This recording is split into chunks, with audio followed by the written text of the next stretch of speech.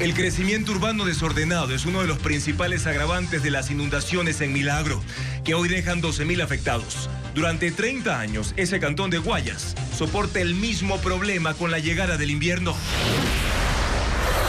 Los técnicos de la central Toachi Pilatón admiten que una falla en el procedimiento de limpieza de sedimentos causó que el agua sobrepasara su nivel y una parte de la infraestructura se inunde.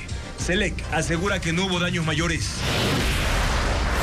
2 explosiones simultáneas sacudieron el norte y sur de Machala. El ataque fue contra las viviendas de abogados y es parte de la división del grupo criminal Los Lobos, que se disputa en la provincia de El Oro. Cristian Fierro y Carlos Serrano, los 2 jueces por los que se destapó el escándalo en torno al expresidente de la Judicatura Mario Godoy, notificaron por escrito la sentencia contra el serbio Yezdimir Serdán. El Consejo de la Judicatura aseguró que el fallo fue posible porque les brindaron garantías para su trabajo. Tras 4 días de búsqueda, los bomberos de Pichincha, Imbabura, localizaron el cuerpo de Héctor Enríquez Ruiz en el kilómetro 22 de la vía Loac-Santo Domingo. Él desapareció hace 8 días cuando fue asaltado en el norte de Quito. El régimen extremista del Talibán en Afganistán legalizó el maltrato a la mujer y niños. Un nuevo código penal permite a los esposos golpear a sus parejas bajo la excusa de ser una medida disciplinaria. El ecuatoriano William Pacho fue titular y destacó en la clasificación del PSG a los octavos de final de la Champions League. Sé que nunca fuiste mía, ni lo has sido ni lo eres. Especialistas concluyen que la salsa no morirá, pese a perder a uno de sus mejores exponentes, Willy Colón. El género sigue enriqueciéndose y evolucionando, con nuevos exponentes de alta calidad musical. En el cantón Milagro, en Guayas, más de 300 personas permanecen en el albergue habilitado para asistir a los damnificados por la inundación que ayer afectó al 90% de ese cantón. Pero ¿por qué siempre en esta época sucede lo mismo en ese territorio? Con esta noticia, amigos, comenzamos Televistazo Estelar. Bienvenidos. Los esperamos también en vivo por ecuavisa.com y Ecuavisa Play desde cualquier parte con un dispositivo móvil.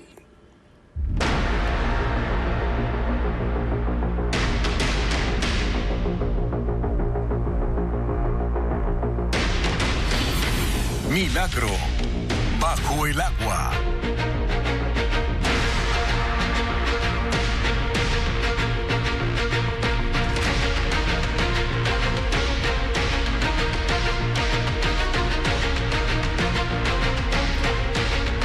Este miércoles el alcalde Pedro Solínez señaló que la mitad de Milagro continúa anegado y que la cifra de afectados llega a 12.000 personas.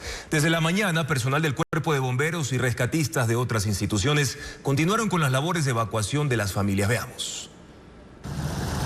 Con el agua hasta el cuello. Así amanecieron los habitantes de las cooperativas Margaritas 1, 2 y Samanes en el oeste de Milagro. 3 de los sectores más bajos y de mayor vulnerabilidad de este cantón de Guayas.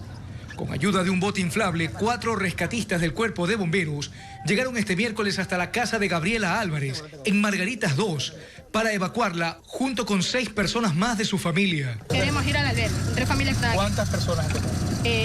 Alrededor de 15 personas, sino que hay varones que se quedan en la casa porque se sabe que el amigo del ajeno, repito, se lo lleva a las cosas. 50 rescatistas trabajan en las tareas de evacuación, según el capitán Alejandro Sansi, jefe de operaciones del Cuerpo de Bomberos de Milagro.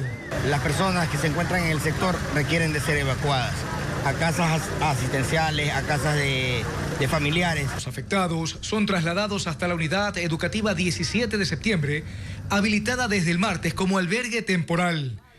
Ahí, en medio de lágrimas, Félix Borja comentó que tuvo que dejar su trabajo para ir a rescatar a su hija y esposa con discapacidad antes de que el agua les impida salir. Sí, quisiera volver a la casa porque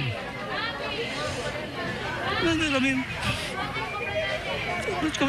En mi casa. Unas 310 personas permanecen en este albergue, en el que se han implementado áreas para cocina, comedor, baños y donde personal del MIES y del Ministerio de Salud Pública brindan asistencia psicológica y médica básica a los damnificados. Tengo a mi papá que tiene esquizofrenia. Y miren, en este momento, aquí como estamos, tampoco lo podemos tener aquí porque a las personas que viven ahí les hace daño, está pegándole. Según el alcalde Pedro Solínez, la ausencia de lluvias en las últimas 24 horas ha permitido el drenaje de las aguas estancadas y que la inundación disminuya del 90 al 50%. Por ahora las tareas de evacuación continúan y, de ser necesario, las autoridades habilitarán un segundo albergue para trasladar a más familias damnificadas por el temporal.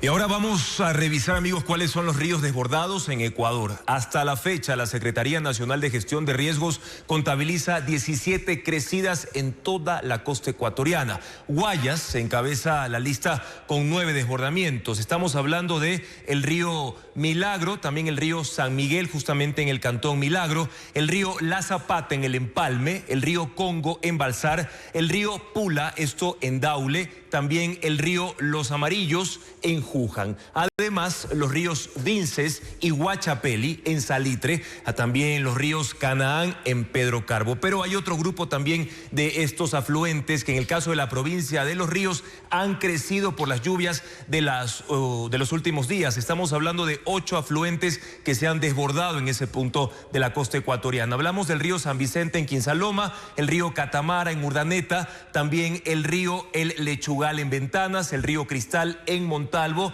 el río Chilintomo, esto en el cantón Babahoyo, río Caracol también en esa zona, río San Pablo y el río Babahoyo, reitero, en el cantón del mismo nombre. Esta es la situación con los ríos que, según la Secretaría de Riesgos, se han desbordado en los últimos días. Si ustedes viven en los alrededores de estos afluentes, tengan por favor muchísimo cuidado. Y seguimos hablando de la situación de Milagro, que es uno de los cantones de Guayas más afectados por el invierno. De hecho, su población lleva más de 30 años soportando inundaciones y, según la alcaldía, se debe al crecimiento desbordado de la ciudad. Pero también hay un problema con su ubicación geográfica. Estefanía Arias habló con un experto para explicarnos en detalle la situación de ese territorio.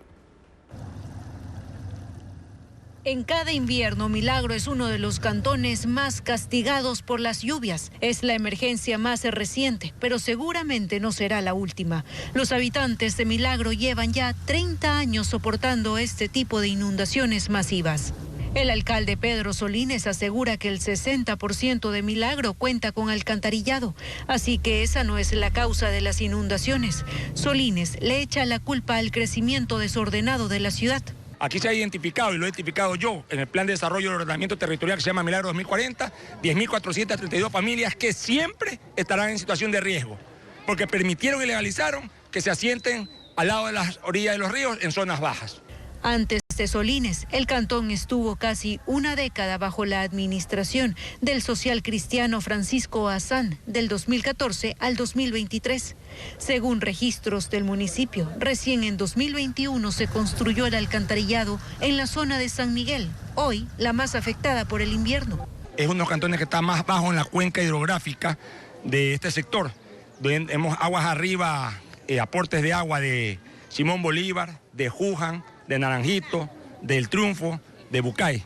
Para el experto en hidrología de la Universidad de Milagro, Omar Yagual, que desde 2022 investiga el porqué de las inundaciones en Milagro, hay zonas susceptibles a estos efectos del invierno donde nunca se debió habitar. Esto porque el río Milagro cruza de este a oeste por toda la ciudad.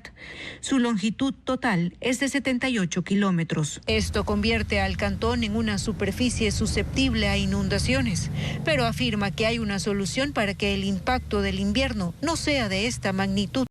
Hacer un desvío o un canal artificial en donde se vaya el exceso de caudal que genera, este problema de la inundación de todo Milagro a un drenaje natural mucho más grande como es el río Babahoyo. Un proyecto que podría tomar 2 años con un costo aproximado de $60 millones.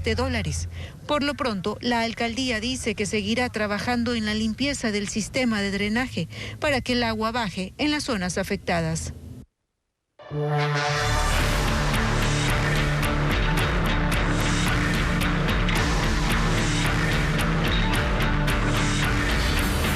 Doachi Pilatón, ¿fallo o negligencia?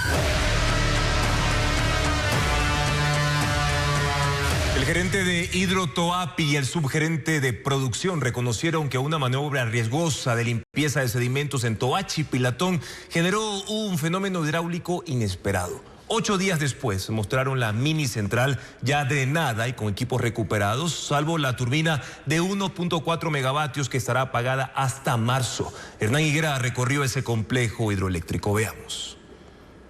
8 días después de la inundación en la mini central Toachi, el gerente de esta hidroeléctrica y el superintendente de producción del complejo Toachi Pilatón salieron a explicar que en el proceso de limpieza de sedimentos se intentó hacer un procedimiento nuevo y de riesgo, que desafortunadamente no salió bien. Le digo, es un evento que se suscitó y estamos nosotros en análisis en este momento para mejorar nuestro procedimiento de maniobras, porque se tenía que hacer únicamente con la condición del embalse en proceso de descenso. Que intentaron conectar el agua de Sarapullo con Ayuriquín y lamentablemente ocurrió lo que denominan ellos fenómeno hidráulico.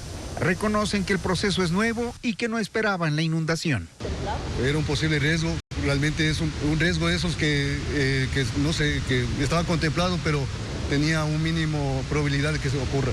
Afortunadamente, esa riesgosa maniobra no cobró la vida de los técnicos del cuarto de máquinas, que hace una semana estuvo completamente inundado y hoy se mostró así, limpio y, según el gerente de la hidroeléctrica, funcional. Se logró, dice, drenar toda el agua y la mini central ha recuperado los equipos, según él. Se han hecho labores de recuperación, intervención en los equipos y están habilitados. Pero la turbina, que genera 1.4 megavatios y que representa el 0.23% de generación de este complejo, está apagada. Y así permanecerá hasta los primeros días de marzo, pues se espera que la hidroeléctrica recupere su embalse y para eso aún hay que limpiar la gran cantidad de sedimentos acumulados. Tras un año récord en exportaciones, el optimismo para 2026 se ve eclipsado por nuevas tensiones comerciales. Desde ayer, Colombia ya impuso aranceles a decenas de productos ecuatorianos, mientras que Estados Unidos mantiene gravámenes que frenan el crecimiento. Esto genera una afectación económica y pone en riesgo miles de empleos. Lenín Artieda con el informe. Nunca la ha tenido fácil el exportador ecuatoriano. Problemas de competitividad, de productividad, temas laborales, una burocracia excesiva han estado siempre sobre la mesa. Y sin embargo, el 2025 fue un año de cifras récord que alimentó optimismos para 2026. Hoy se suman dos nuevos obstáculos, los aranceles del 30% que desde el 24 de febrero Colombia le impuso a 73 subpartidas agrícolas e industriales, abarcando la tercera parte de las exportaciones ecuatorianas hacia ese país. Y también los aranceles del 10% que Estados Unidos mantiene a 13 de los 25 de nuestros principales productos de exportación, entre los que se encuentran el camarón, las flores y las conservas de atún. Si hablamos de riesgo económico, las proyecciones inicialmente señalan que en el caso de Colombia serán $5 millones semanales, 580 empresas afectadas, 40.000 empleos en riesgo. Los aranceles estadounidenses frenarían el crecimiento de las exportaciones a un 7% en 2026. Pese a esto, el gobierno señala que se está trabajando en 15 acuerdos comerciales para diversificar mercados y generar nuevas oportunidades al sector exportador. Sin embargo, eso es algo que se está gestionando y que no se sabe cuándo estará cerrado. Así es que para los exportadores este año no dejará de ser de incertidumbres y eso no los asusta ni les resulta novedoso. Ya han tenido que afrontarlo antes y sin embargo han crecido sostenidamente. De todos modos, los gremios instan a que se retomen los diálogos bilaterales con Colombia y a la pronta firma del acuerdo comercial recíproco con Estados Unidos para estabilizar en algo el panorama. La canciller Gabriela Sommerfeld señaló que los diálogos entre Ecuador y Colombia se mantienen pese a la guerra arancelaria. Además, confirmó que el presidente Daniel Noboa sí asistirá a la cumbre de presidentes convocada por Donald Trump en la Florida, prevista para el próximo 7 de marzo. Paul Romero con más detalles de las declaraciones de la funcionaria. Pese a la tensión comercial entre Ecuador y Colombia por la imposición de aranceles, se mantiene el diálogo entre los dos países, según la canciller Gabriela Sommerfeld. ¿Se rompió el diálogo con Colombia?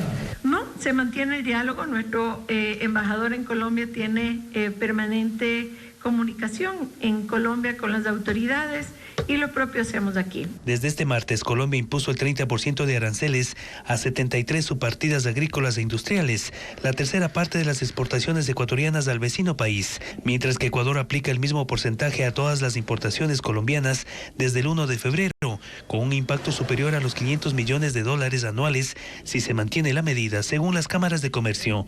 La canciller evitó dar detalles de las repercusiones económicas por los aranceles recíprocos. Me comprometo a llamarles a una rueda de prensa junto a las autoridades que tienen la competencia en esta materia, porque son este rato una materia arancelaria y comercial.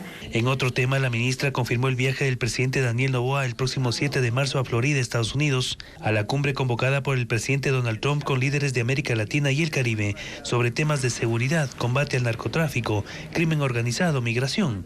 Justamente se va a tratar temas que nos unen. ¿Qué es lo que nos une? Primero, nos une identificar las mismas amenazas e identificar las mismas oportunidades para cooperar. La canciller dio estas declaraciones en el Palacio de Najas en Quito durante el lanzamiento del programa de becas para 2026 en 46 países y el programa de migración circular para proyectos laborales.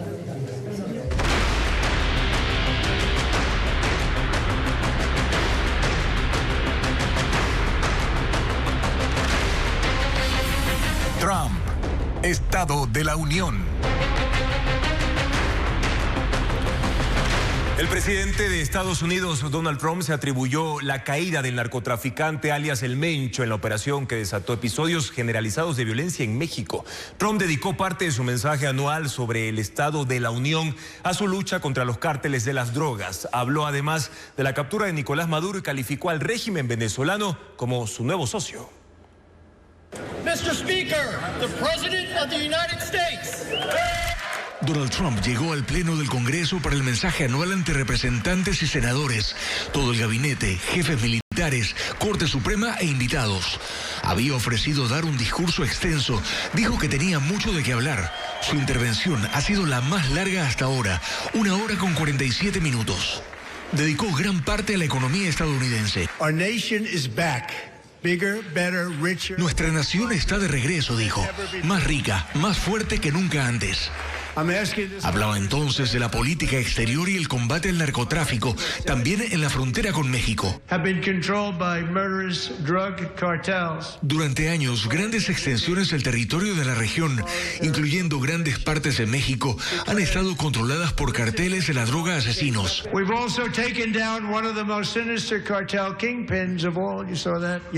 También hemos derribado a uno de los capos más siniestros, ya lo vieron ayer, dijo Trump.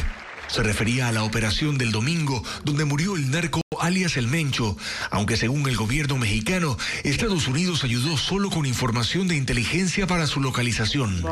Por otro lado, Trump tiene ahora en Venezuela un aliado estratégico en materia petrolera tras el derrocamiento de Nicolás Maduro.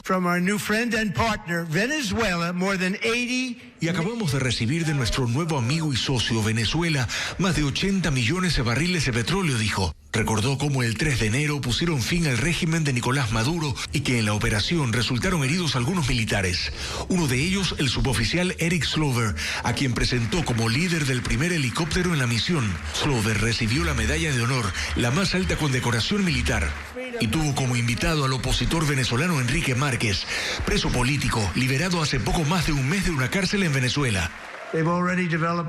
Sobre la relación con Irán, insistió en la necesidad de un acuerdo para evitar por cualquier medio que llegue a tener un arma atómica.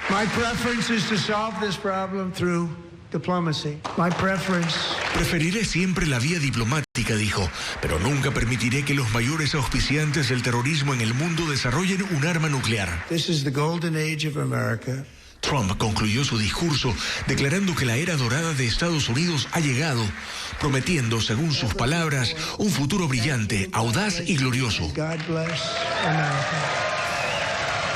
Y la severa postura antiinmigratoria de Donald Trump provoca fricciones en la política estadounidense, sobre todo con el Partido Demócrata. Su visión y las acciones para detener los flujos de indocumentados, así como las deportaciones, fueron también tema del mensaje de anoche por parte del presidente. En su discurso del Estado de la Unión, el presidente Donald Trump proclamó como logro de su administración que en los últimos 9 meses no se ha admitido a ningún inmigrante ilegal. We now have the strongest and most secure border in American history by far. Ahora tenemos la frontera más fuerte y segura de la historia de Estados Unidos, dijo Trump, pero agregó que siempre permitirán la entrada de las personas legalmente. Acusó al gobierno del expresidente Joe Biden de abrir las fronteras y permitir el ingreso de millones de personas que salieron de cárceles y de hospitales psiquiátricos. Eran asesinos, dijo. 11.888 asesinos. Describió casos en que los ciudadanos estadounidenses han sido víctimas de actos delincuenciales por parte de migrantes ilegales. The first duty of the American government is to protect American citizens, not illegal. El deber del gobierno es proteger a los ciudadanos estadounidenses, no a los inmigrantes ilegales. Los congresistas republicanos aplaudieron de pie. Los del Partido Demócrata permanecieron sentados y la representante de Minnesota, Ilhan Omar, inmigrante de origen somalí, gritó a Trump: "Mataste a ciudadanos americanos", refiriéndose a la muerte de Renee Good y Alex Pretty a manos de agentes de ICE, a lo que Trump respondió: "Deberías estar avergonzada de ti misma". Trump hizo un llamado a poner fin a la ciudad de santuario, que dijo protegen a los delincuentes, y que impongan sanciones severas contra los funcionarios públicos que bloquean la deportación de los extranjeros criminales. Pidió aprobar la ley Safe America, la medida que obliga a presentar una identificación de ciudadanía como requisito para poder votar y evitar así que indocumentados tengan acceso a las urnas. Mucha atención porque los trabajadores de la costa y también de Galápagos se preparan ya para recibir el 14º sueldo. Luis Alfredo Zúñiga informa hasta cuándo pueden pagar las empresas y a cuánto asciende el monto para este año. Desde 1968 se incorporó en Ecuador el pago del 14º sueldo.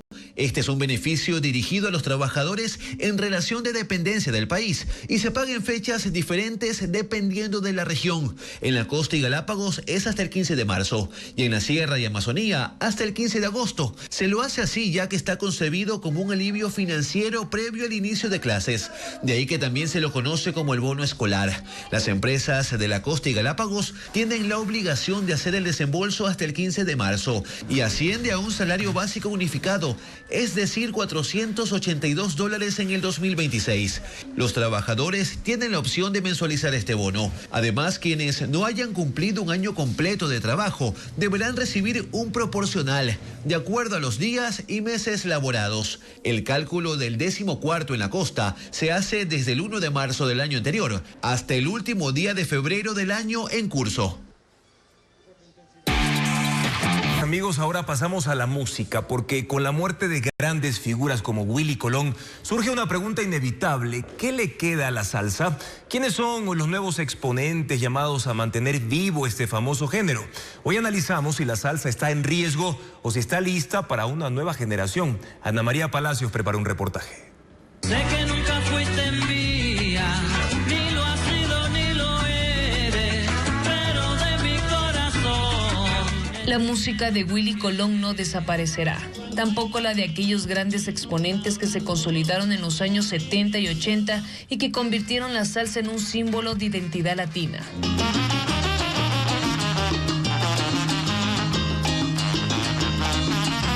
Este inconfundible sonido de los trombones marcó un antes y un después en el género y abrió el camino para nuevas propuestas. Para expertos de la Universidad San Francisco de Quito, la salsa no está estancada, está en constante evolución. Ya la música latina está expuesta a tantas cosas, ¿no? Tenemos salsa, como decía Daniel, con funk, tenemos ahora las influencias ya de lo latino en el pop.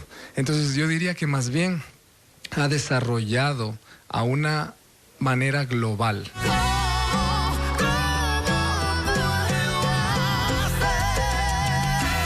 Hoy el movimiento continúa con figuras como Marc Anthony, el cubano Alain Pérez, Tony Zúcar, Gilberto Santa Rosa y nuevas generaciones que refrescan el sonido. Y ahora hay incluso un nuevo tema de Nati Peluso que tiene este estilo. Y incluso hasta ahorita Bad Bunny metió la salsa de nuevo. Y bueno, también hay el Spanish Harlem Orquesta, por ejemplo, que es medio famosa también. Ganaron recién un Grammy a Mejor Álbum. Incluso el cantante es ecuatoriano, Marco Bermúdez.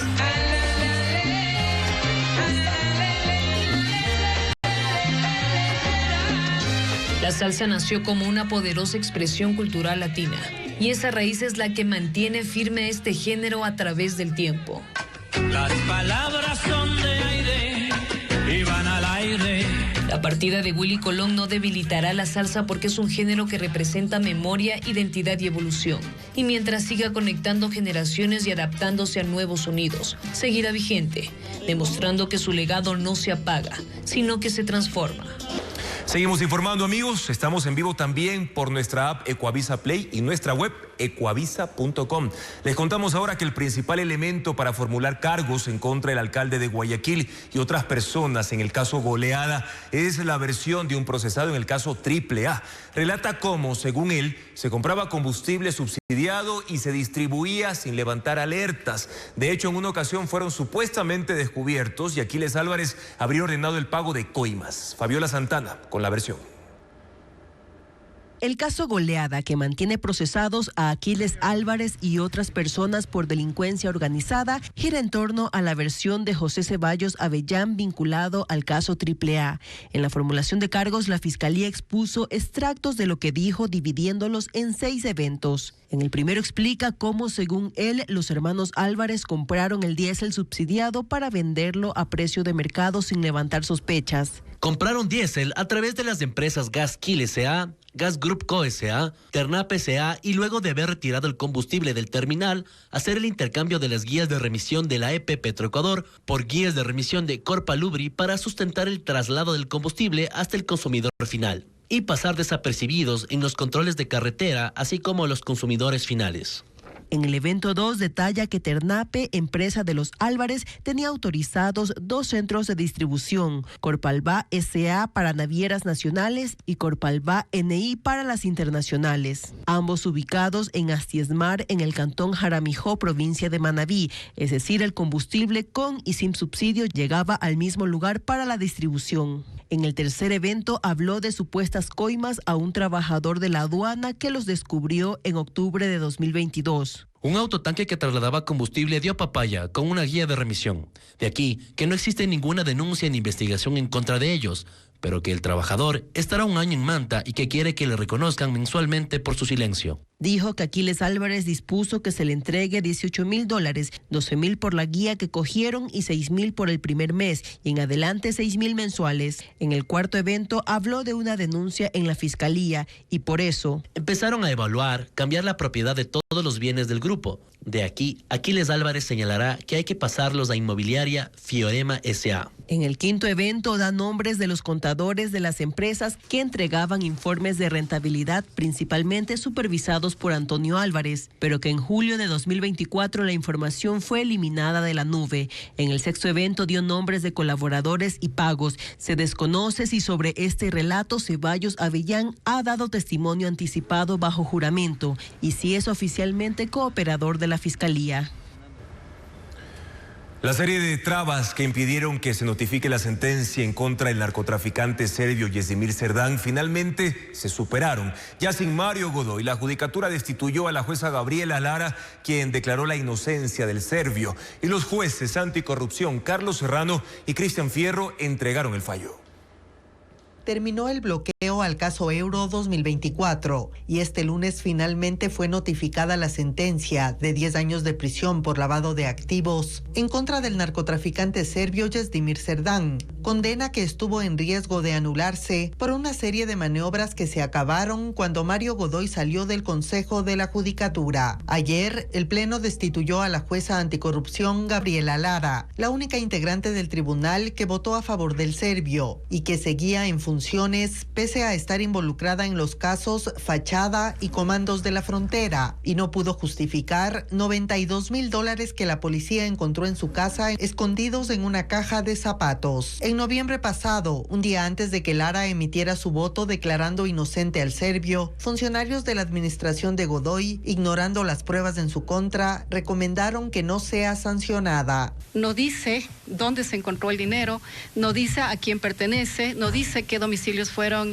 allanados. La única consecuencia lógica que tenía que darse es la destitución. Ahora la ex jueza Lara será procesada el próximo miércoles por enriquecimiento ilícito. Los 3 funcionarios que intentaron salvarla de la destitución también podrían enfrentar una investigación penal. Con la destitución de Lara, los otros 2 jueces que sí condenaron al serbio pudieron notificar el fallo. Cristian Fierro, a quien suspendió la judicatura pero fue reintegrado tras la salida de Godoy, y Carlos Serrano, quien denunció las amenazas y presiones para que falle a favor de Yazdimir Cerdán. Gracias a su denuncia, Mario Godoy fue destituido. Serrano sigue en el exilio. Sobre este caso, el Consejo de la Judicatura, mediante un comunicado, dijo que una vez que brindó las garantías necesarias al tribunal, que habría recibido amenazas del hoy sentenciado, se emitió la sentencia, marcando nuevamente distancia del presidente anterior.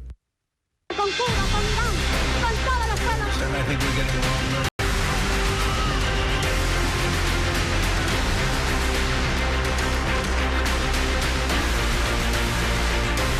Mundo.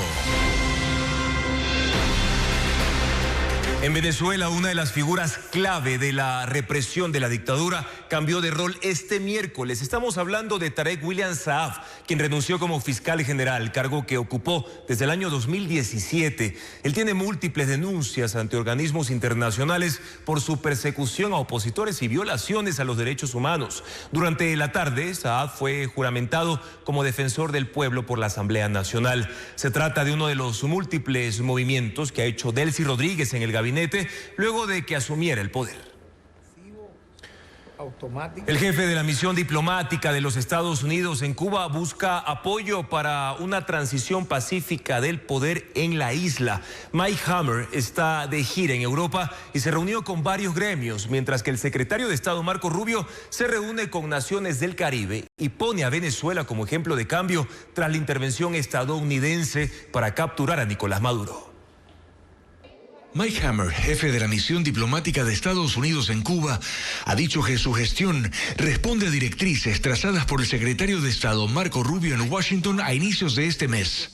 Buscan aumentar la presión sobre el régimen, ampliar el aislamiento internacional y en última instancia provocar un cambio de gobierno. Hammer busca el apoyo de figuras influyentes de la política, pero también de la iglesia. El Vaticano, el gobierno italiano, el pueblo cubano en el exilio, a apoyar una transición que esperemos que se realice pronto y de manera pacífica. Mientras tanto, el secretario de Estado de Estados Unidos, Marco Rubio, está en San Cristóbal y Nieves, país insular en las Antillas, en una cumbre con las 15 naciones que integran el bloque de la Comunidad de Caribe CARICOM. No ha mencionado a Cuba, pero habló de Venezuela luego de la intervención estadounidense, que dijo, más allá de cómo los países la perciban, hoy Venezuela está mejor que hace 8 semanas. Debatirán asuntos de la región ahora que Estados Unidos busca aumentar su influencia en el hemisferio. En el bloque respecto a Cuba, hay sin embargo más voces a favor de un diálogo entre Estados Unidos y la isla para desescalar las tensiones. Y precisamente la falta de combustibles ha llevado a Cuba a una nueva crisis. Los alimentos y las medicinas son escasos, el transporte se ha reducido a bicicletas y las calles se inundan de basura por la ausencia de los camiones recolectores. El descontento crece en la población, pero el gobierno vuelca sus esfuerzos en callar a la disidencia. Veamos. En las calles de La Habana crecen las pilas de basura, las filas para comprar comida y la incertidumbre por los tiempos difíciles que anunció el gobierno. Como si la vida no fuera complicada para los cubanos, la isla se quedó sin combustible luego de que Estados Unidos cortara el suministro que llegaba desde Venezuela. Y con refinerías incapaces de abastecer la demanda, la situación es crítica. Las bicicletas son el medio de transporte más cotizado. Las farmacias están vacías. Los apagones son más extensos y la libreta de abastecimiento, símbolo del control del Estado en la distribución de alimentos, no sirve de mucho, pues los almacenes tienen poco o nada de víveres. Porque está vacía. Está vacía, no hay nada, no hay nada, no hay nada, no hay nada. Para una población que lleva décadas de una crisis tras otra, esta vez el panorama parece peor y su paciencia se agota. Queremos luz, queremos comida, queremos agua y el gobierno no hace caso. El régimen busca silenciar a la disidencia. Aumentó las tarifas de los planes telefónicos a montos impagables para el ciudadano promedio. Corta la red de comunicaciones donde se inician protestas y persigue a quienes considera enemigos de la revolución. Pero el descontento comienza a superar al miedo y cada vez hay más habitantes que alzan su voz. La verdad es que esto es un país que es una dictadura, porque no somos libres de expresión. En los hospitales la salud es gratis, pero nunca hay medicina. Es algo como que trágico, ¿eh? El régimen cubano exige a sus ciudadanos lealtad y resistencia una vez más, pero la isla agoniza una vez más. Y vamos ahora con una noticia impactante. El régimen talibán que gobierna Afganistán aprobó un nuevo código penal que legaliza el maltrato a mujeres y niños. Uno de los artículos autoriza a los esposos a golpear a sus parejas como medida disciplinaria y da una pena solo de 15 días de prisión si causa alguna fractura. Sin embargo, el mismo documento castiga con 5 meses de cárcel a quienes maltraten animales. Merly González con los detalles. La violencia contra las mujeres ahora es legal en Afganistán. El régimen talibán, que tomó el control del país por la fuerza en 2021, aprobó un nuevo código penal que las relega a una posición de total subordinación y da poder a sus esposos o amos para castigarlas si consideran que cometieron una falta. Según el documento, ir a casa de su familia muy seguido o hacerlo sin permiso de su pareja serán razón suficiente para golpearlas o para ser enviadas a la cárcel por 3 meses. Con la nueva ley, las mujeres afganas son menos importantes que los animales. Uno de sus artículos establece 5 meses de prisión para quienes maltraten camellos, perros u otros. Pero si un hombre le causa moretones o fracturas a una mujer, la pena máxima son 15 días de cárcel. Y no hay ningún castigo explícito para la violencia psicológica o sexual. La legislación no solo ampara las agresiones, las promueve como una obligación legal y religiosa, dando potestad incluso a extraños a golpear mujeres y niños si presencian el incumplimiento de alguna norma o para prevenir vicios. El código de los talibanes, que ya entró en vigencia sin anuncios públicos, elimina en la práctica la igualdad ante la ley, pues clasifica a las personas por estratos sociales e impone castigos distintos según su condición. Esta medida se suma a más de 130 decretos impuestos desde 2021, que han restringido drásticamente los derechos de las mujeres. Ya se les prohíbe estudiar después de los 12 años, hablar o cantar en público, viajar sin la compañía de un hombre, trabajar en numerosos sectores, entre otras cosas. Un influyente economista de Harvard y exsecretario del Tesoro de los Estados Unidos anunció su renuncia a la cátedra universitaria después de que su nombre apareció en los archivos publicados del caso Epstein. Hablamos de Larry Summers, de 70 años. No está acusado de algún hecho puntual, pero ha reconocido que tuvo una estrecha amistad con Epstein, quien dirigió una red de tráfico sexual de menores. Summers fue funcionario de gobierno del expresidente Bill Clinton, quien también aparece en esos archivos. El caso de Summers se conoce un día después de la renuncia de otro académico, Richard Axel, de Columbia, ganador incluso del Nobel de Medicina en el año 2004. Axel ha dicho que su amistad con Epstein fue un serio error. Y les contamos ahora que la NASA publicó nuevas imágenes de la llamada nebulosa Cráneo. Se trata de un cuerpo celeste captado por el telescopio James Webb que se asemeja a un cerebro y un cráneo luminoso. Según los expertos, está formado por una nube de gas y polvo que rodea a una estrella que está en las últimas etapas de su vida. El telescopio captó las imágenes usando luz infrarroja, permitiendo ver detalles como las capas externas de hidrógeno y densas nubes internas de algunos materiales. Volvemos a los temas de nuestro país. El narcotraficante alias Pipo rindió testimonio en España, donde espera el proceso para su extradición. Niega haber participado en el asesinato del candidato presidencial Fernando Villavicencio. El ministro del Interior, John Reinberg, y la familia del ex candidato presidencial rechazaron que quiera vincular al presidente de la República, Daniel Noboa. Wilmer Chavarría, alias Pipo, detenido en España, rindió declaraciones ante la Fiscalía de ese país en el proceso que busca su extradición a Ecuador. El líder de los Lobos aseguró no ser el autor del asesinato del candidato a la presidencia Fernando Villavicencio en 2023. La comparecencia fue solicitada por la Fiscalía ecuatoriana. El ministro del Interior, John Reinberg, sin mencionarlo, se pronunció sobre lo dicho por Chavarría en torno a vincular en el crimen al presidente Daniel Noboa por el supuesto comentario de una persona cercana al secretario de Estado. Reinberg dijo: absurdo, tienen pánico a la extradición y a la cárcel del encuentro, y que ahora sí paguen por sus crímenes. Son capaces de inventarse los disparates más sórdidos con tal de evadir su responsabilidad. Pero les digo, cero impunidad, nadie está por encima del Estado ni de la ley. De esta no lo salva nadie. También se pronunció Tamia Villavicencio, hija del ex legislador y candidato presidencial. Los mafiosos acorralados solo saben darse tiros en los pies, ni se ponen de acuerdo. La primera narrativa que quisieron imponer comprando testigos es que había sido Lazo. Ahora Noboa. Por suerte mi padre lo dejó diciendo bien clarito, e incluyó el extracto de una entrevista radial del entonces legislador. Por eso que sepan los correístas, ¿sí?, y el país, lo que me pase personalmente, a mis compañeros de trabajo, a mi familia, es culpa de ustedes, y lo digo clarito. Alias Pipo está detenido en España desde noviembre de 2025. Sobre él pesaba una alerta de difusión roja de la Interpol, pues Ecuador lo consideraba uno de los más buscados. Además del crimen de Villavicencio, es acusado por narcotráfico, entre otros delitos. Estuvo preso en Ecuador y fingió su muerte antes de huir a España. También cambió su apariencia física para evadir a las autoridades.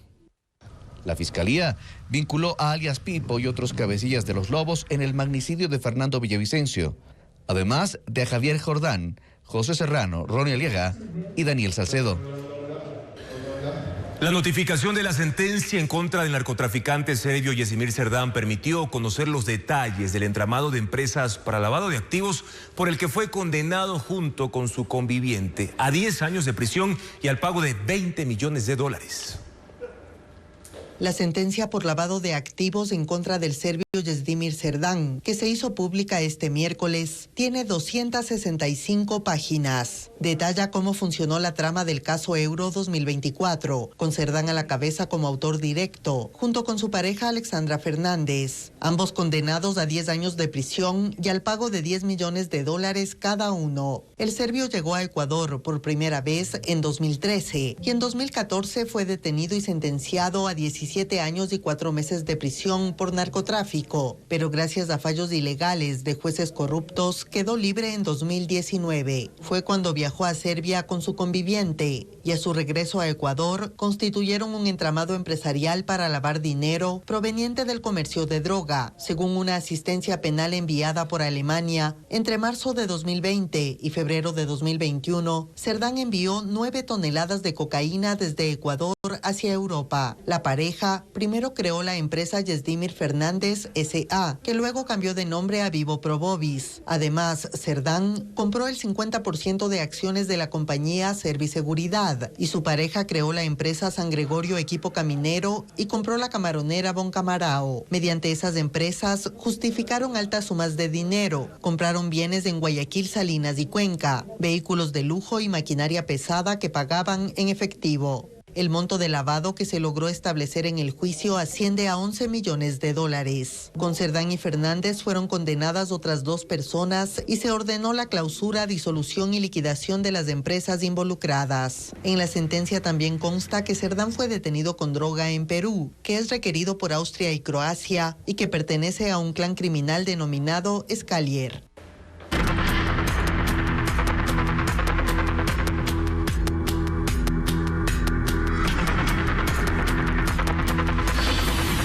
Invierno.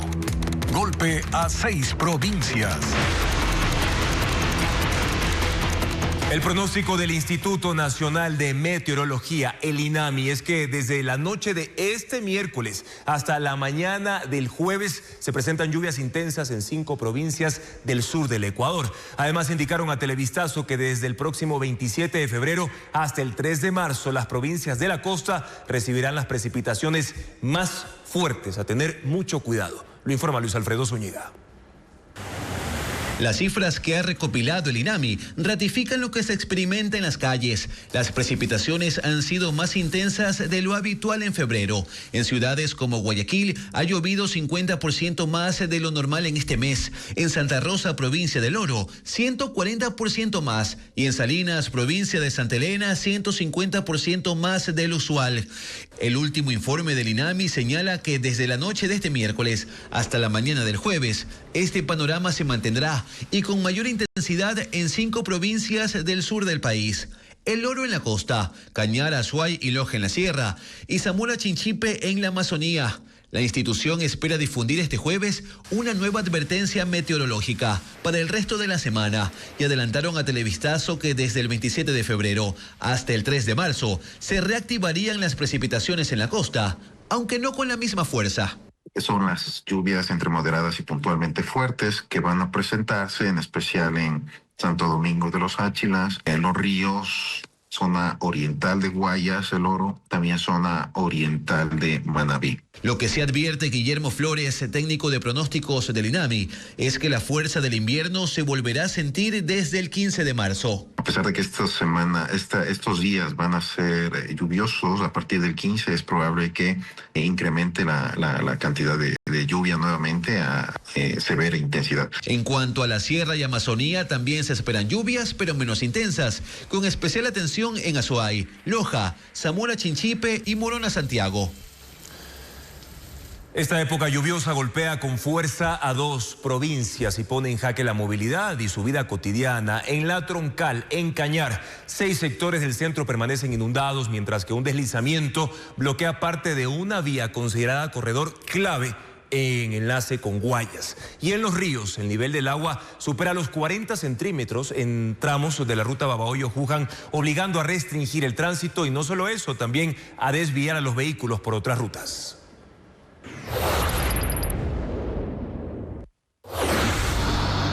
La Troncal soporta el impacto más severo del invierno en la provincia del Cañar. 6 sectores del centro están anegados. Los puntos críticos se concentran en el barrio Patria Nueva y Luz de América, en donde los habitantes levantan muebles y electrodomésticos para evitar mayores pérdidas. Entregando asistencia humanitaria alrededor de 7 núcleos familiares que fueron impactados por un deslizamiento en una zona inestable. La emergencia no se limita al área urbana. La madrugada de este miércoles, un deslizamiento interrumpió por completo la circulación en el sector La Delicia del kilómetro 40 de la vía Xutco-Chancay-La Troncal. Piedras y rocas bloquearon el paso durante 10 horas en esta carretera que conecta Cañar con Guayas. Se estima que por este tramo circulan a diario unos 15.000 vehículos utilizados principalmente para el traslado de frutas, verduras y arroz. A las 10 de la mañana de este miércoles se habilitó un carril, pero el riesgo persiste. Aunque maquinaria continúa retirando escombros, la situación se complica porque no existen rutas alternas capaces de absorber un flujo vehicular tan alto. En la provincia de Los Ríos, el invierno pone contra las cuerdas a la movilidad. Este miércoles el agua superó los 40 centímetros en la vía Babahoyo-Juján, en los sectores de La Carmela y Piladora San Eduardo. La Comisión de Tránsito restringió el paso de vehículos livianos y dispuso como ruta alterna la Febres Cordero, Simón Bolívar. En la vía Babahoyo-Montalvo también se reporta acumulación de agua en varios tramos, aunque en menor medida. Las autoridades recomiendan circular con precaución. Y las lluvias no solo interrumpen el tránsito y afectan a las viviendas, también ponen a prueba el funcionamiento de la justicia. En El Oro y Manabí, el temporal obliga a suspender atenciones presenciales, cambiar audiencias a la modalidad telemática y evaluar daños en instalaciones judiciales. Veamos.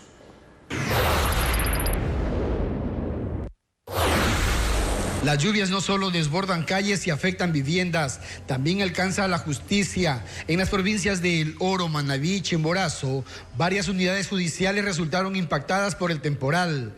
En el cantón Santa Rosa, en El Oro, la intensa lluvia de este lunes inundó el edificio donde funciona la Unidad Judicial Especializada de Familia, Niñez y Adolescencia. El agua llegó al área de archivo y varios expedientes terminaron mojados. 3 miembros del cuerpo de bomberos acudieron con una bomba de succión para evacuar el agua acumulada. Debido a esta situación y a que la vía principal del cantón permanece cubierta de agua, los 11 funcionarios judiciales realizaron teletrabajo. Algunos usuarios se acercaron para realizar trámites, pero se toparon con las puertas cerradas. El personal intentó retomar la atención presencial este martes, pero fallas en el sistema eléctrico extendió el teletrabajo. Mientras en Jama, provincia de Manabí, el Consejo de la Judicatura señaló en un comunicado que el local arrendado donde funciona la dependencia judicial se desprendió parte del techo, específicamente en la sala de audiencias. Mientras el propietario ejecuta las reparaciones, las audiencias se harán de manera telemática.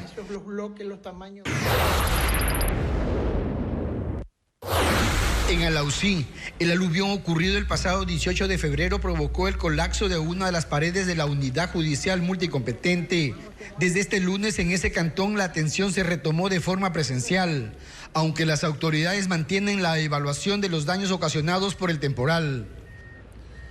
Tras 4 días de intensa búsqueda, rescatistas hallaron sin vida a Héctor Enríquez Ruiz en una quebrada del kilómetro 20 en la vía Loax-Santo Domingo. El joven de 27 años estaba desaparecido desde el pasado 18 de febrero. Carla Delgado acompañó la operación en esa zona y detalla cómo se ejecutó.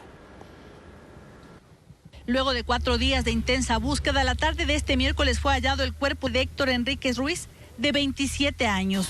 El cadáver fue localizado pasada las 3 de la tarde en el kilómetro 20 de la vía Aloax-Santo Domingo, en el fondo de una quebrada y cubierto por maleza. Minutos antes del hallazgo, rescatistas encontraron sus documentos personales a pocos metros del lugar, entre matorrales, lo que permitió focalizar el rastreo. El cuerpo va a ser trasladado a medicina legal. Teníamos las investigaciones, por eso hicimos búsquedas de aquí para recabar más indicios y se trata de la misma persona. Desde el primer día su familia no cesó en la búsqueda. Su madre había pedido únicamente poder encontrar el cuerpo de su hijo para llevarlo a Otavalo y darle cristiana sepultura. Solo queremos irnos con él, regresar a nuestra tierra y decirle adiós como con sus seres queridos y dejarle ir, nada más. La familia denunció que el joven habría sido interceptado por delincuentes en el sector de Calderón cuando regresaba a su provincia tras su jornada laboral para robarle su camioneta. Por este caso, la Fiscalía informó que 3 personas fueron procesadas por el delito de receptación. Los sospechosos fueron detenidos en el cantón Buena Fe, en la provincia de Los Ríos, en posesión del vehículo de la víctima. Su madre lo recuerda como un joven trabajador.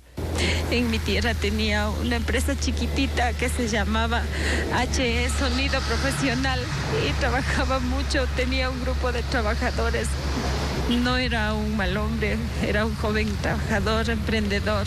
Las investigaciones continúan mientras el cuerpo fue trasladado a Quito para los trámites legales correspondientes. Y 4 miembros de una familia fueron asesinados dentro de una vivienda en el cantón Durán, en la provincia del Guayas. Además, 13 personas fueron detenidas producto de 19 allanamientos en 4 provincias. Merlin Ochoa con los detalles de estos y otros hechos violentos. En Durán, la madrugada de este miércoles, 4 hombres de una misma familia fueron asesinados dentro de su vivienda. Tenían 58, 61, 63 y 34 años.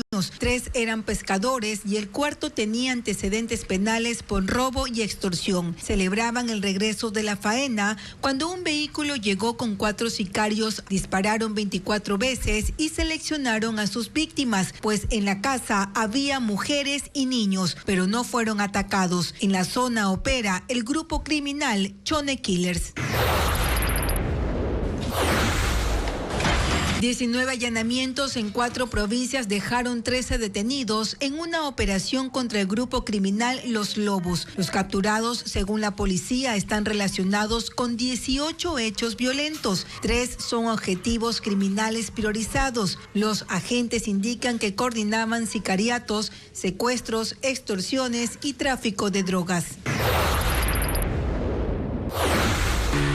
En Puerto Gelí, en El Oro, el ejército allanó una camaronera utilizada, según inteligencia militar, por una célula de los Saobox como centro de operaciones. 7 detenidos, entre ellos el cabecilla, alias Leder. Los uniformados decomisaron 7 armas de fuego, 150 municiones, explosivos, droga y equipos de comunicación. Estarían vinculados a extorsiones, homicidios y contaminación de buques.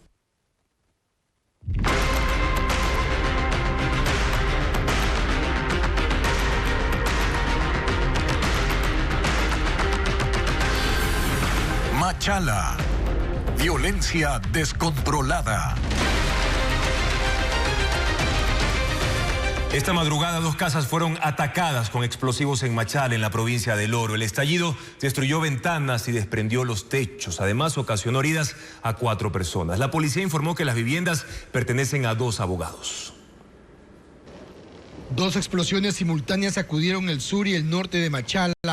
El primer estallido ocurrió a la medianoche en la Ciudadela del Seguro. Allí una potente detonación destruyó una vivienda. La onda expansiva fue tan fuerte que afectó otras 3 casas, al igual que 2 vehículos estacionados en el sector. 4 personas sufrieron heridas por la caída de escombros. Según la policía, 2 hombres a bordo de una motocicleta dejaron el artefacto explosivo frente al inmueble. 1 minuto después se reportó el segundo ataque contra un domicilio, esta vez en el barrio Rosita Nelly, al norte de la ciudad. La explosión se sintió 3 kilómetros a la redonda. 8 bomberos llegaron en una motobomba para atender la emergencia. Realizaron la inspección del lugar, verificaron posibles riesgos y brindaron apoyo a las familias afectadas. Bueno, sí, hay vidrios, hay en este caso columnas de la principal, de la vivienda principal donde se produjo la explosión. Esa es la que sufrió mayor daño de físico, estructural, en este caso de la vivienda. En medio del polvo y el olor a pólvora, los vecinos intentaron rescatar lo poco que quedó intacto. El personal del Grupo de Intervención y Rescate Giri también acudió al sitio y recogió restos del material para determinar el tipo de explosivo utilizado. Asimismo, los uniformados indicaron que hace un año ya se registró un atentado similar contra una de las viviendas. Ambas pertenecen a abogados. Son 2 detonaciones, la otra es en otro sector de la ciudad acá, que igualmente se conoce que tiene relación con el trabajo que realizan estas 2 personas. Hasta el cierre de este reportaje no había personas detenidas por los 2 ataques explosivos. Y la guerra interna entre los lobos convirtió a la provincia del Oro en un campo de batalla por el control del puerto, la frontera y la minería ilegal. Refuerzos criminales, masacres y sicariatos marcan una disputa que ya deja más de 1000 muertes desde el 2024. La guerra entre los lobos en el Oro no es nueva, pero hoy es más violenta. Según inteligencia militar, la ruptura definitiva se consolidó a mediados de 2024 tras un ataque en Machala. De un lado quedó alias Calaca, cabecilla de los Lobos Espejo, estructura original en la provincia. Del otro están Saoco y Boxeador, cabecillas de los Lobos Saobox, quienes se llevaron a varios de los principales sicarios. Lo que comenzó con una división interna terminó en una guerra abierta por el control criminal de la provincia. Según los uniformados, a finales del año pasado, los Lobos Espejo pidieron refuerzos criminales a mafias de los lobos que están en Los Ríos y Santa Elena para recuperar territorio. La escalada se sintió en las calles. El 30 de diciembre de 2025, alias Ronquillo, cabecilla de Saobox, fue asesinado en el parqueadero de un centro comercial en Machala. El 16 de febrero, la semana pasada, un vehículo que simulaba ser patrullero irrumpió en Puerto Bolívar y dejó 4 muertos. El oro es botín estratégico, tiene puerto con salida hacia Europa, frontera permeable para el tráfico de armas, explosivos, cocaína y precursores químicos, y está a 1 hora de la zona minera de Ponce Enríquez, clave para el lavado de dinero y el control territorial. La particularidad de esta guerra es que antes fueron aliados, conocen las rutas de droga, la lista de extorsionados, horarios, viviendas, familiares y abogados. Esa información cruzada convirtió la disputa en una cacería interna. Las defensas de 2 de los 16 militares sentenciados por el caso de los 4 niños de las Malvinas apelaron a la sentencia. El Comité Permanente por la Defensa de los Derechos Humanos presentará una ampliación para que el tribunal clarifique cómo deberán pedir disculpas públicas a las familias de las víctimas. Bessie Granja actualiza la información. Ante la notificación de la sentencia por la desaparición forzada de los 4 niños de las Malvinas, Steven, Josué, Ismael y Nehemías, cometida por una patrulla militar, el Comité Permanente por la Defensa de los Derechos Humanos, CDH, informó que solicitará al Tribunal de Garantías Penales de Guayaquil la ampliación de la sentencia para que se detalle cómo se cumplirán y en qué plazos las medidas de reparación. Desde el día 1, el ministro de Defensa, Giancarlo Lofredo, intentó posicionar una narrativa falsa. Nosotros solicitaremos al tribunal que estas disculpas públicas tienen que ser presenciales. El ministro Giancarlo Lofredo tiene que sentarse enfrente de las familias, disculparse. Todas las personas que juzgaron a nuestros hijos, a los 4 de las Malvinas, sin saber, sin conocernos, que están a tiempo todavía de enmendar su error. Por este caso, 11 militares fueron condenados a 34 años, 8 meses de prisión. Otros 5 que fueron cooperadores eficaces de la Fiscalía a 30 meses. La defensa de 2 de los uniformados condenados con la máxima pena apelaron la sentencia. La apelación es un recurso para que salga de la esfera de estos jueces que ya sentenciaron por escrito y conozcan 3 nuevos jueces. Van a escuchar todos los audios, van a escucharnos a nosotros los abogados por qué estamos inconformes con el caso y cuáles son los puntos que atacamos de la sentencia escrita. Se conoce que tras la notificación de la sentencia, las Fuerzas Armadas analizarán la desvinculación de los procesados. Este mes el gobierno termina de pagar la compensación económica a 12.500 transportistas intra e interprovinciales.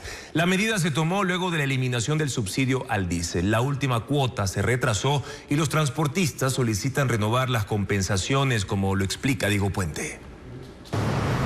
Por 6 meses, el gobierno ha entregado $120 millones a los transportistas inter e intraprovinciales como compensación por la eliminación del subsidio al diésel. El último pago se cumple este mes, pero hay inconvenientes.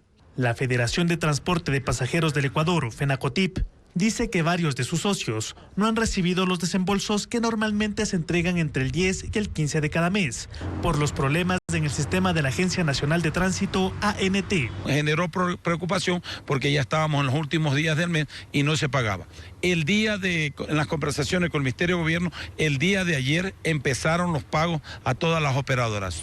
Desde que la ANT fue intervenida por un caso de delincuencia organizada, en el que se investiga el uso del sistema para la entrega fraudulenta de documentos, un 15% de afiliados a la FENACOTIP enfrenta problemas para registrar sus unidades y acceder a la compensación. Cada mes, los cerca de 12.500 transportistas han recibido entre $1.200 y $1.800. El valor variaba de acuerdo con el precio internacional del diésel y los kilómetros recorridos del bus. Los transportistas plantearán el viernes, en una reunión con el ministro de Infraestructura y Transporte en el gobierno zonal del Guayas, que se alargue la vigencia de las compensaciones. No podemos andar escondiendo. Quisiera que de una vez se decida la compensación, que continúe hasta que el sistema que va a instalar la ANT esté bien, hasta que tengan claro la situación y implementada la situación de la tercera placa. Otras opciones son la focalización para pagar directamente un subsidio en cada tanqueada de los vehículos o trasladar el costo del incremento del diésel a los pasajeros. Este miércoles, Unidad Popular presentó la tercera demanda de inconstitucionalidad a las reformas al Código Orgánico de Organización Territorial, el COOTAD. Patricio Díaz detalla los argumentos de estas acciones según sus proponentes. El movimiento Unidad Popular presentó la tercera demanda de inconstitucionalidad contra las reformas aprobadas por la Asamblea que disponen que el 70% del presupuesto de municipios y prefecturas vaya a obra pública y el 30% a gasto corriente. Dicen que están limitando los servicios sociales que brindan estos gobiernos. Por ejemplo, todo lo que es relacionado con deporte, arte, cultura, con todos los proyectos relacionados para guarderías municipales, para fomentar el tema de los derechos de las mujeres. Tanto esta acción como las presentadas por la UNE y el concejal de Quito, Andrés Campaña, establecen inconstitucionalidades de forma y fondo. En la forma aseguran que no se justifica que haya sido tramitada como ley urgente cuando no responde a situaciones apremiantes que requieran respuesta inmediata. En cuanto al fondo, las tres demandas coinciden en que los cambios violan la autonomía financiera de los gobiernos autónomos descentralizados, porque reduce su facultad de decidir sobre las prioridades territoriales. Se introduce un mecanismo de condicionamiento estructural de recursos que afecta de manera radical la distribución por tamaño y densidad de la población. El concejal de Quito, Andrés Campaña, dice también que la reforma introduce una asimetría normativa injustificada. Exige a los GATS un estándar de composición presupuestario significativamente más restrictivo que aquel que el propio Estado central se impone a sí mismo. En el oficialismo defienden la ley. Insisten en que hace justicia con la buena distribución de los recursos de municipios y prefecturas. Esperan una posición objetiva de la Corte Constitucional. Así que por la parte constitucional sabemos que no deberían de bajarnos esta ley. Esperamos que no tenga una postura política y que realmente pueda emitir un fallo en torno a la legalidad. La prefecta de Pichincha, Paola Pavón, recibió el respaldo del Consejo Provincial para presentar también una demanda de inconstitucionalidad que se sumará a la del municipio, que se entregaría igualmente en los próximos días. Por segunda ocasión, la Asamblea Nacional aprobó una ley fuera de su sede principal en Quito. Nuevamente sesionó desde San Borondón, en Guayas. La normativa propuesta por el oficialismo fue aprobada y consiste en promover la educación dual entre los institutos tecnológicos y las empresas privadas como una alternativa para los jóvenes que no lograron cupos en las universidades. Diego Cuenca asistió al debate y preparó el siguiente informe con la explicación. Desde San Borondón, el Pleno de la Asamblea Nacional aprobó una segunda normativa propuesta por la bancada oficialista. Esa vez consiguió que 83 legisladores, principalmente del movimiento ADN y del Partido Social Cristiano, voten a favor de la Ley de Educación Dual, que según el documento busca reactivar la economía, vinculando al sector empresarial con la modalidad educativa, que combina la teoría con la práctica, como una alternativa para estudiantes que no pudieron ingresar a las universidades. Que si fortalecemos los institutos técnicos en nuestro país, que para que ustedes conozcan son más de 209, pueden suplir esos cupos de jóvenes que se están quedando sin una oportunidad de educación superior. 61 asambleístas, entre ellos la bancada correísta, Revolución Ciudadana y 3 de Pachacutic, votaron en contra, advirtiendo una supuesta precarización laboral. La relación con los estudiantes en formación dual será exclusivamente con fines pedagógicos y de aprendizaje, sin que aquello implique ninguna relación laboral. Este apartado, colegas asambleístas, es peligroso. Los cuestionamientos apuntaron a que la normativa ofrece incentivos tributarios a las empresas e institutos que participen de esa modalidad educativa, recibiendo a jóvenes, especialmente del sector rural. Si revisamos la realidad de Alemania, de España y otros países de Europa, claro que hay la educación dual, pero con pagos mensuales que fluctúan entre 300 euros a 800 euros mensuales. Cuando entre en vigencia la normativa, el gobierno dará créditos preferentes a las compañías que participen en la modalidad dual y los institutos educativos recibirán puntajes adicionales en su acreditación dentro del sistema de educación superior. Desde cualquier dispositivo móvil, amigos, nos pueden ver por ecuavisa.com. La Comisión de la Niñez de la Asamblea Nacional abocó conocimiento de un proyecto para prohibir el acceso a redes sociales a menores de 15 años. Según el documento, se busca protegerlos del acoso sexual virtual y del cyberbullying. Diego Puente profundiza en los detalles de esta propuesta. La Asamblea Nacional inicia la discusión de un proyecto de ley para restringir el acceso a redes sociales a niños y a adolescentes. La Comisión de la Niñez será la encargada de tramitar esta iniciativa, que busca aumentar un único numeral al artículo 52 del Código de la Niñez y Adolescencia. Así, se busca prohibir el acceso y uso de redes sociales a menores de 15 años para proteger su integridad. La reforma persigue dos objetivos: reducir los riesgos asociados a la exposición prematura a contenidos inapropiados y situaciones de ciberacoso. La regulación será para todas las redes sociales, es decir, las plataformas digitales en las que se crean cuentas personales para interacción social, para el envío de mensajes privados masivos o páginas públicas para seguidores y contactos. Habrá excepciones en casos de plataformas digitales sobre temas educativos, las que tengan versiones específicas seguras para menores de edad y que dispongan mecanismos efectivos de control parental. Según el proyecto presentado por la asambleísta Catherine Pacheco de ADN, la sanción por el incumplimiento recaerá en las empresas proveedoras de las plataformas. Se prevén multas de hasta el 5% de su facturación local anual. La normativa, en su exposición de motivos, recoge que el 70% de niños, niñas y adolescentes utiliza redes sociales como TikTok y WhatsApp y que los principales riesgos son ciberbullying, hackeo, suplantación de identidad y acoso y abuso sexual online. En otros países como Australia, Francia y Bélgica ya tienen legislaciones con provisiones similares. El escritor y poeta cuencano Efraín Jara será recordado en un encuentro literario gratuito a propósito de los 100 años de su natalicio. También este jueves el Centro Artístico de Yesenia Mendoza presenta la última función de su musical El Libro de la Selva. Más detalles con Diana León en la Agenda Cultural.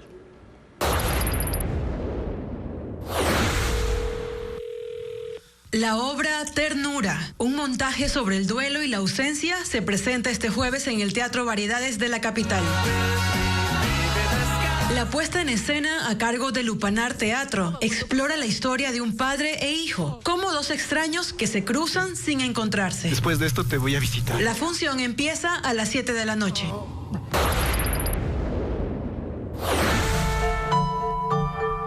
Los versos del poeta cuencano Efraín Jara serán recordados en un homenaje por el centenario de su nacimiento. La velada invita al público a disfrutar de un diálogo entre escritores, investigadores y lectores sobre el legado de su obra para la poesía latinoamericana contemporánea. El encuentro será a las 6:30 de la tarde en el Salón del Pueblo Efraín Jara Hidrobo, de la capital Azuaya. La entrada es libre.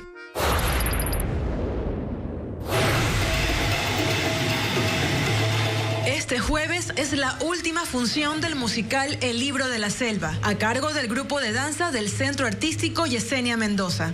En esta adaptación, el relato sigue a las princesas amazonas Magli, Aquela y Kim en sus aventuras en la selva, acompañadas de otros divertidos personajes. La presentación será a las 7 de la noche en la sala principal del Teatro Centro de Arte en Guayaquil. La 13ª edición de los premios Platino, que reconoce lo mejor del cine iberoamericano, dio a conocer la lista de preseleccionados rumbo a las nominaciones. Entre los títulos destacados figuran las producciones ecuatorianas Los Ahogados, dirigida por Juan Sebastián Jácome, y también Hiedra, de Ana Cristina Barragán. A continuación, revisemos qué otras cintas nacionales forman parte de esta lista. No son nuestros cuentitos, Marcela. ¿Qué estás imaginando? Te volviste loca. Usted sabe todo. Los Ahogados, de Juan Sebastián Jácome, lidera las producciones ecuatorianas preseleccionadas a los premios Platino.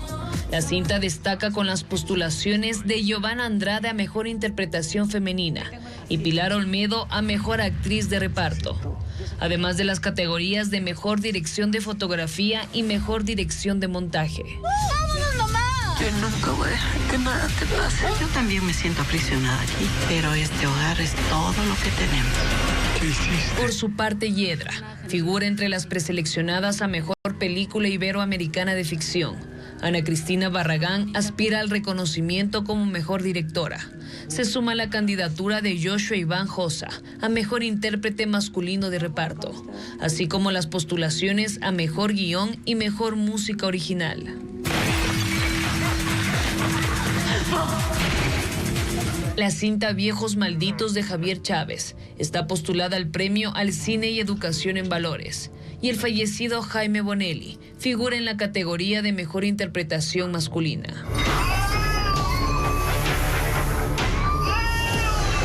En la categoría Mejor Película Documental aparece Eco de Luz, dirigida por Misha Vallejo Prut. ¿Quiénes serán estas personas?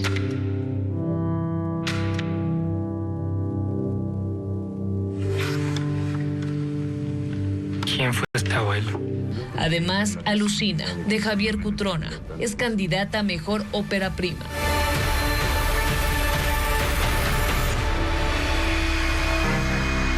Nunca dejamos de soñar. La 13ª edición de los Premios Platino, que reconocen a lo mejor de las producciones iberoamericanas, se realizará el 9 de mayo en México.